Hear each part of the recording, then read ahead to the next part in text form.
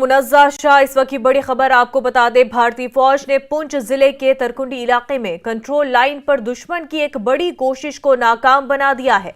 फौजी एहलकारों ने ENT tank mine, 4 ENT personal activator mines और भावडा रसा और दीगर सामान समेत भारी मिकदार में धमाका खेज मवाद भी बरामद किया। जराये के मुताबिक भारतीय फौज को दुश्मन के गश्ती दस्तों को नुकसान पहुंचाने के लिए कंट्रोल लाइन के पार से दुश्मन की कोशिशें की जा रही है। वहीं बम डिस्पोजल स्क्वाड को भी इलाके में तलब किया गया। वाज़ेह है कि कुछ दिन पहले ही अखनूर सेक्टर में माइन ब्लास्ट हुआ था, जिसमें भारतीय फौज शहीद हो गए थे और इसके बाद भारतीय फौज की जवाबी कार्रवाई में पाकिस्तानी फौज को भी भारी नुकसान उठाना पड़ा।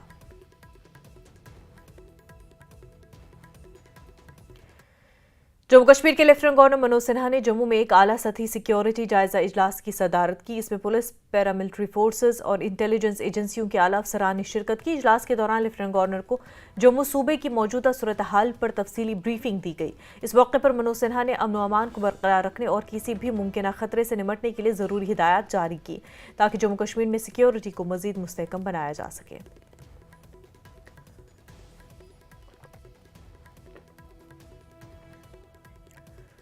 पीडीपी सरबराह महबूबा मुफ्ती ने जम्मू में पार्टी की रुकनियत साजी मुहिम का आगाज किया। महबूबा ने अखनूर में आईईडी धमाके और कठवा सोपोर में होने वाली हलाकतों को उठाया। उन्होंने कहा कि सिक्योरिटी मीटिंगें की जा रही हैं, लेकिन बेरोजगारी के मसले को हल करने के लिए ऐसी कोई मीटिंगें नहीं की जा रही। उन्होंने कहा कि हर तरफ गड़बड़ है और ज़रूरत इस बात की है कि जम्मू कश्मीर और लद्दाख के लोग अपने हकूक़ की बहाली के लिए मुत्तहिद हो जाएं। उन्होंने कहा कि पीडीपी ने हमेशा जम्मू के हकूक़ के लिए जद्दोजहद की।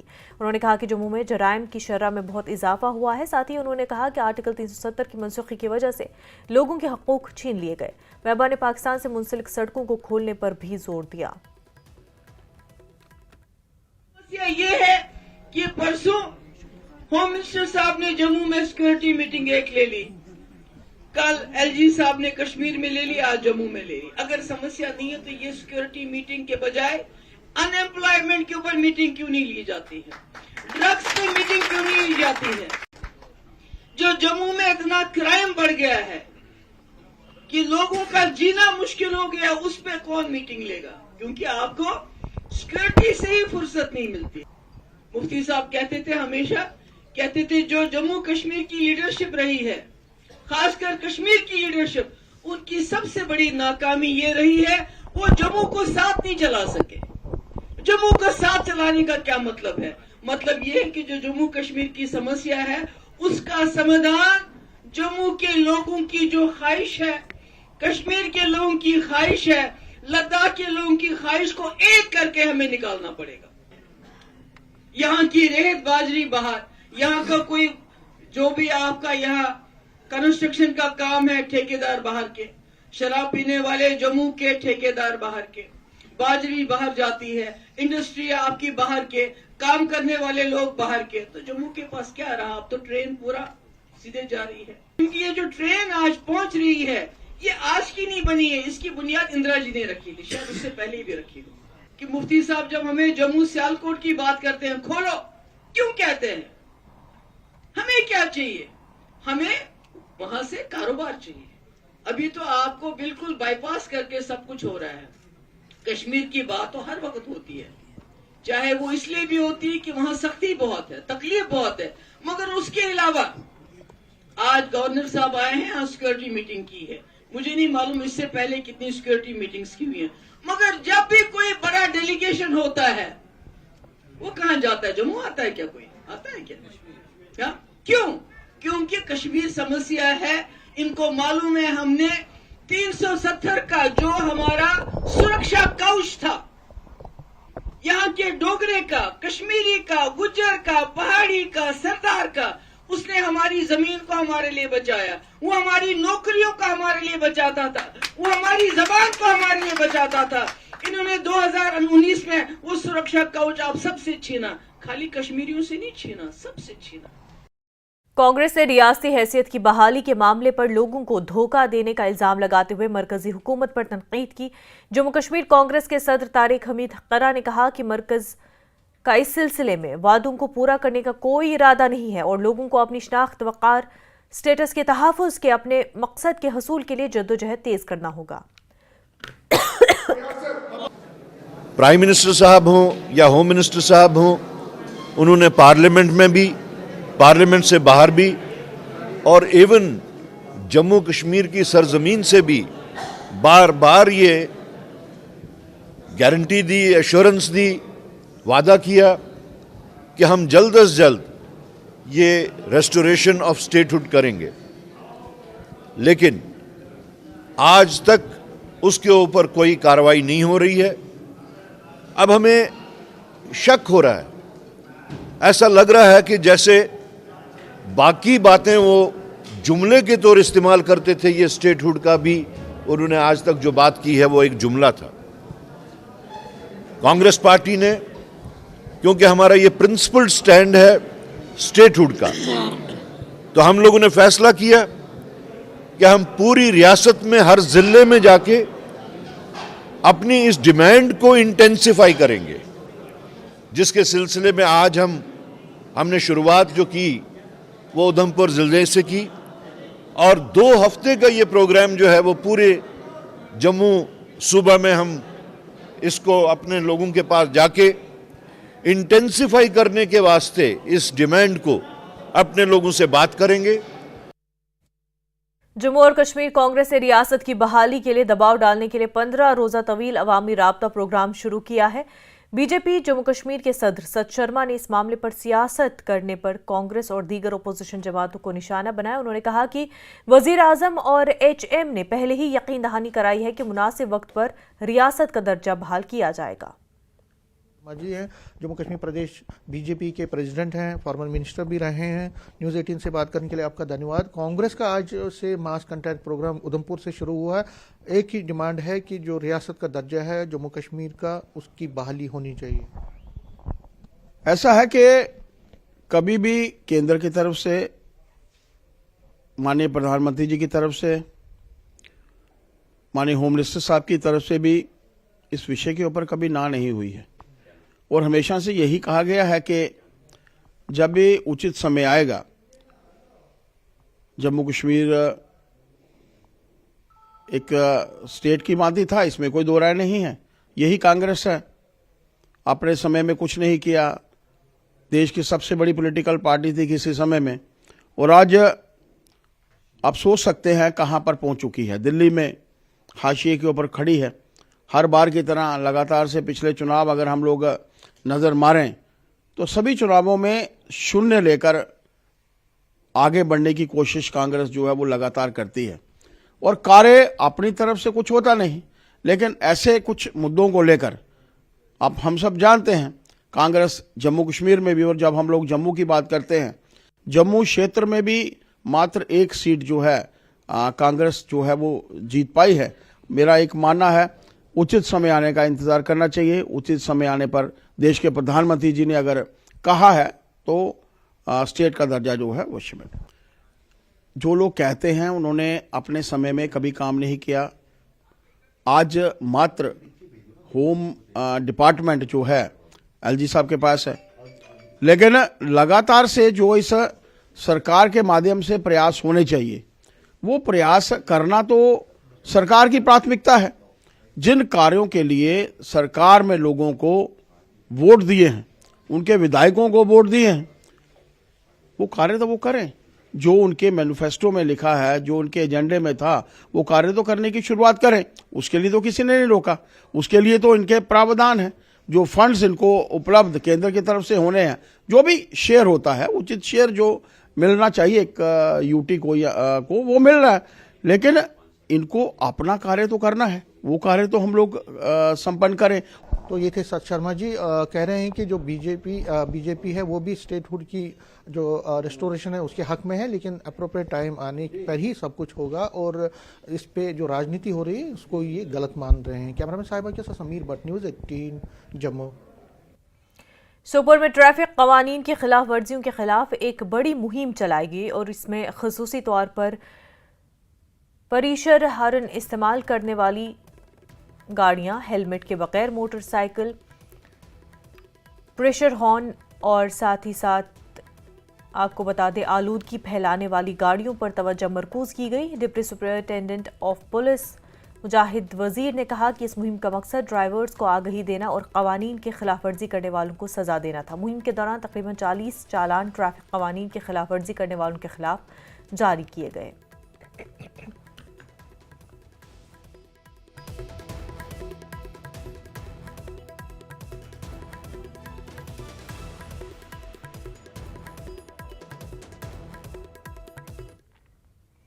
पुंछ के मोहल्ला पावर हाउस में वाक़े हरी मेमोरियल पब्लिक स्कूल की जानिब से जुमेरात के रोज़ नशा मुखालिफ आगाही रैली और प्रोग्राम का इनेकाद किया गया। इस प्रोग्राम में स्कूल के बहुत से तुलबा तालिबात ने शिरकत की। प्रोग्राम की सदारत स्कूल के प्रिंसिपल मंजू शर्मा ने की। पुंछ हवेली के रुकन असम्बली अयाज अहमद जान और DDC चेयरपर्सन भी इस प्रोग्राम में मौजूद रहे। इस मौके पर एक नशा मुखालिफ आगाही रैली निकाली गई जिसमें तलबा की बड़ी तादाद ने शिरकत की। ड्रग्स कितना बड़ा जो है नुकसान है आने वाली पीढ़ी को, हमारे इस मुल्क को, तो हमारा आज का यही प्रयास और मॉडर्न पब्लिक एकेडमी का यह प्रयास रहता है कि हम इस तरह के कार्यक्रम करें जो सोसाइटी को कंट्रीब्यूट कर सकें और उसको सोसाइटी को उसको जो है बेनिफिट मिले। वक्त हो गया एक छोटे से ब्रेक का, जल्द होंगे हाजिर।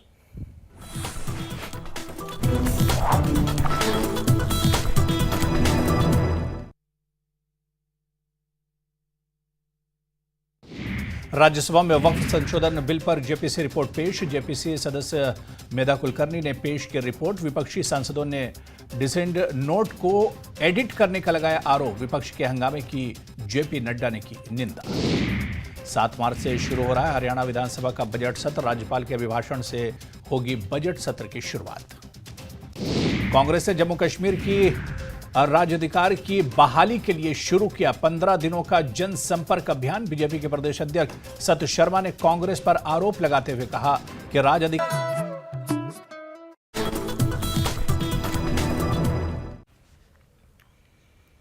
ब्रेक के बाद आपका खैर मकदम। कठुआ जिले की मढ़ीन तहसील के पटवारी सुदर्शन खजूरिया को ACB की टीम ने 15,000 की रिश्वत लेते हुए गिरफ्तार कर लिया। शिकायत कुनंदा का कहना है कि जायज काम के एवज पटवारी मुसलसल रिश्वत का मुतालबा कर रहा था और मजबूर होकर उसे यह कदम उठाना पड़ा। इस वाक़े के बाद गांव वालों ने पटवारी के खिलाफ नारेबाजी की और इसके खिलाफ सख्त सजा का मुतालबा किया। इन साढ़े ग्रां दे विच बड़ा करप्शन फैलाए दा हा, इस करियै अस इंदे खिलाफ हैं। कोई भी बंदा गौरमेंट ने नौकरी दित्ती दी है ते ये मतलब थोड़ी है कि लोकें गी लुट्टना है। उंदे काम करो ना, इसदा सुदर्शन है सर। अच्छा, किन्ने परेशान है दोस्तों? और किन्ने अस महाराज मैं नहीं परेशान, पूरा ग्रां ही परेशान हाँ। एक एक बंदे पुछ लो तो सारे परेशान है जी। गरीब लोकें साढ़े ग्रां दे जिन्ने भी सारे लोग गरीब लोग ने, कोई बेचारा ध्याड़ी ला दा, कोई जमीना च अपनी रोजी रोटी पूरी करा दा। ये लोग आई जंदे, इन्हें गौरमेंट ने नौकरी भी दित्ती है, लुटने आई जंदे ने ते इन्हें ये नहीं है शर्म पे साड़ी तनख्वाह भी है, सब कुछ है। ये लोग कियां कियां अपना गुजारा करा दे। कोई भी बंदे की पे नहीं करता, हर बंदे को रिश्वत 2000 को दिता, 5000 मंगना, 5000 को 15000 पैसे लिए भी लोग खज्जल करता रहा। पैसे भी लेने लोग खज्जल भी करना। अं आखने के खिलाफ सख्त तो सख्त कार्रवाई होनी चाहिए। राजौरी के सरहदी जिले के बगला जंगलात में खौफनाक आग भड़क उठी जिसने मकामी आबादी में खौफ व हिरास पैदा कर दिया और बड़े इलाके को नुकसान पहुंचाया। यह आग लाइन ऑफ कंट्रोल के करीब बगला जंगलात में लगी जिसे बुझाने के लिए मकामी लोग अपनी मदद आप के तहत कोशिश कर रहे हैं। हुकाम ने भी फायर फाइटिंग ऑपरेशन शुरू कर दिया। इस आग से जंगलाती हयात और कीमती पौधों को शदीद नुकसान पहुंचाया। आसपास के इलाकों में हाई अलर्ट जारी कर दिया गया है ताकि मजीद नुकसान को रोका जा सके।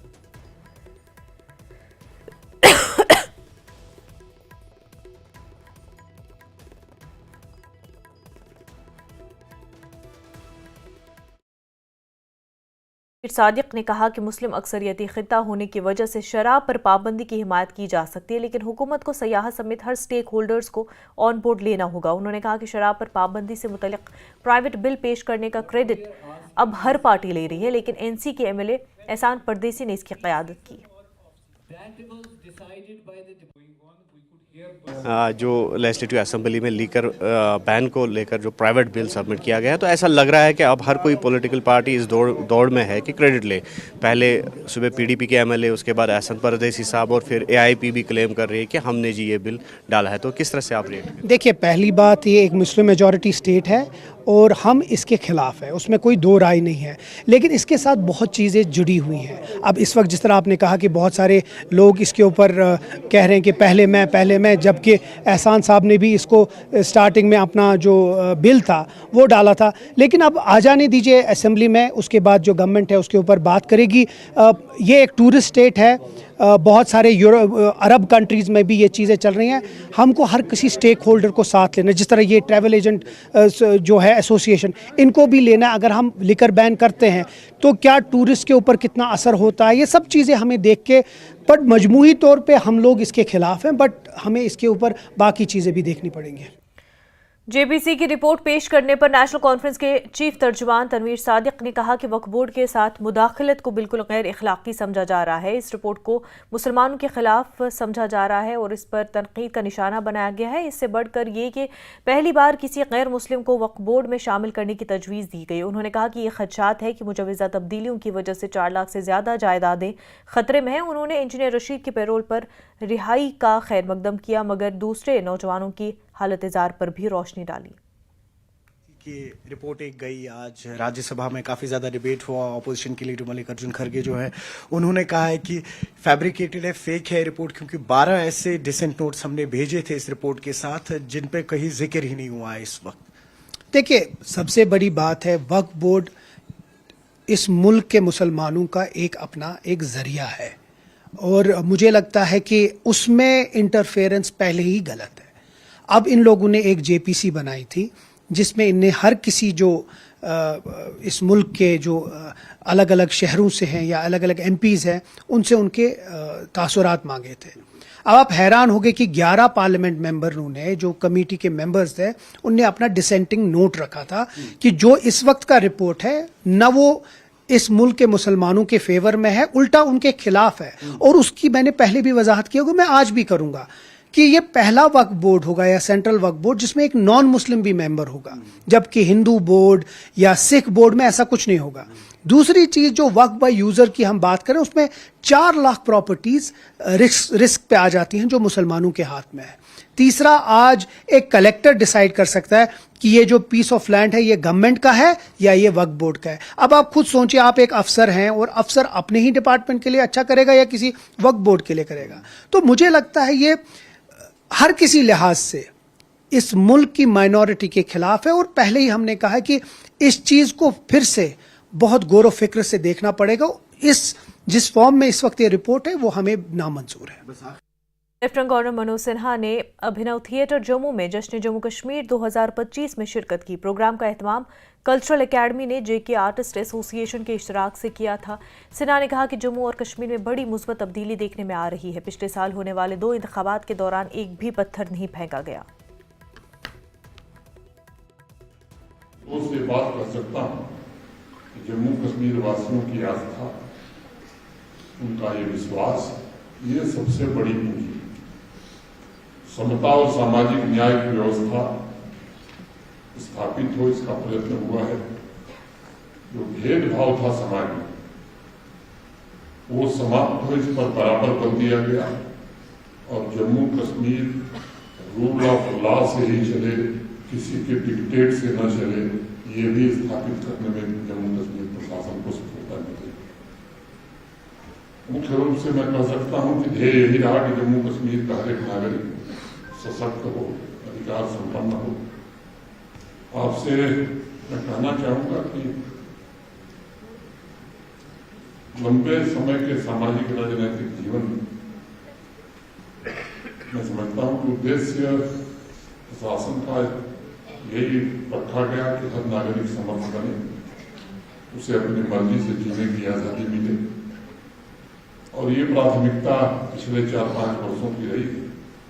और इस दिशा में तमाम प्रकार की चुनौतियों को पार करते हुए सामर्थ्यवान तथा राष्ट्र हित के प्रति कैसे जम्मू कश्मीर सजग हो सकता है, इसमें प्रशासन काफी हद तक कामयाब रहा है।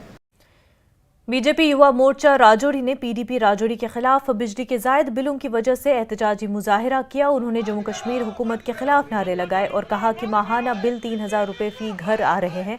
उनका कहना था कि मौजूदा हुकूमत आवाम को लूट रही है और हर माह गरीबों के इजाफी बिल आ रहे हैं।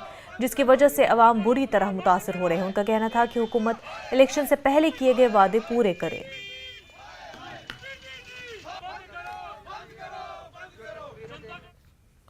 पुलवामा के राजपुरा कम्युनिटी हेल्थ सेंटर ने कामयाब ऑर्थोपेडिक सर्जरी के साथ एक अहम तिब्बी संगमील हासिल कर लिया है। राजपुरा कम्युनिटी हेल्थ सेंटर के डॉक्टरों ने एक ऐसे मरीज की ऑर्थोपेडिक सर्जरी कामयाबी से की जिसका पांव खराब और मफलूज था। डॉक्टर एजाज अहमद ने ब्लॉक मेडिकल ऑफिसर राजपुरा की सरबराही में यह ऑपरेशन कामयाबी से अंजाम दिया। यहाँ पे हमें ये पेशेंट आया था ओपीडी में, ये प्रेजेंट कर रहा था विद डिफ़िकल्टी इन वॉकिंग और इनको डिफॉर्मिटी फुट थी। हमने इवेलुएट करके इनको एक प्लान किया, हम एक ऑस्टियोटॉमी करेंगे इनको, तो उससे इनको शायद बेटर हो जाएगा। फिर हमने पेशेंट को एक्सप्लेन किया सारे रिस्क और प्रोग्नोसिस, फिर पेशेंट का कंसल्ट लेके हमने इसको ये सर्जरी की और इंशाल्लाह अल्लाह की मदद से सब कुछ ठीक रहा। यूजुअली ये जो प्रोसीजर्स है ये CHC लेवल पे नहीं होते हैं, तो हमारे BMO साहब की मदद की वजह से और उनके अप्रोच की वजह से हम ये सर्जरी यहाँ कर पाए। ये इस किस्म की सर्जरी हम इंशाल्लाह फ्यूचर में और करने वाले हैं।